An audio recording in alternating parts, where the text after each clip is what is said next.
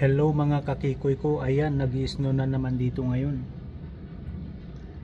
Actually ano na, 1 week of spring going to summer na, but this time around is snowstorm.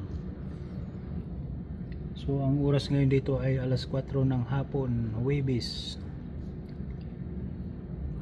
Ayon sa balita ay hanggang bukas pa ito. So pag magdamag ito hanggang bukas ay ano na, kakapal na naman.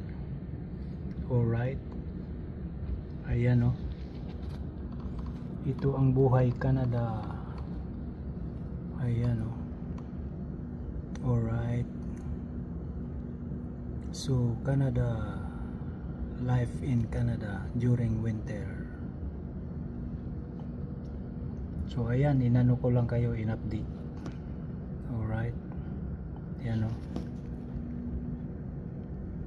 update yan. Actually parking lot yan, right up to there, parking lot ng mga estudyante.